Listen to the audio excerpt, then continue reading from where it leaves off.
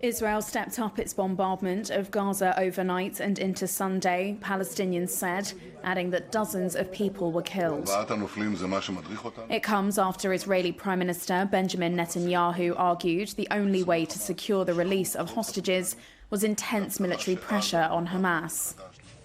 The attacks also follow Friday talks between Israel's spy chief and the Prime Minister of Qatar, which mediated earlier hostage releases in return for a week-long ceasefire and the freeing of Palestinian prisoners.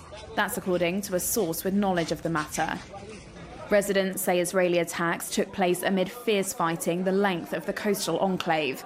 Communications were also down for a fourth day, making it hard to reach the wounded.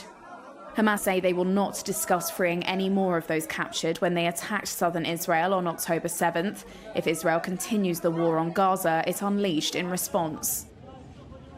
With no signs of compromise, violence has intensified. In Khan Yunis, injured Palestinians were rushed in ambulances and on donkey carts to Nasser Hospital after what they say was an Israeli airstrike on the UN Palestinian Refugee Agency's school. Where is safe, says this man, adding he's worried about getting killed while in the hospital.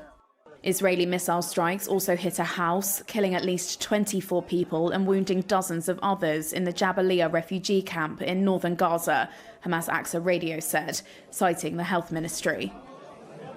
Health officials were not available for immediate comment. Meanwhile, in Tel Aviv, the frustrated families of hostages held in Gaza set up a campsite near Israel's defense ministry.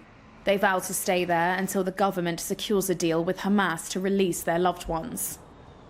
It's important for me to be here today because we need to put more pressure on the government to remind them that the hostage situation must be ended with a deal, and the deal must be right now because we don't have any more time to waste.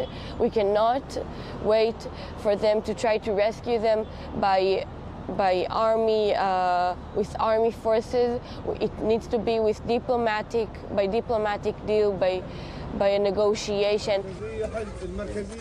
Around 19,000 Palestinians have been killed, according to Gaza health officials, and thousands buried in the rubble of Israeli airstrikes since October 7th.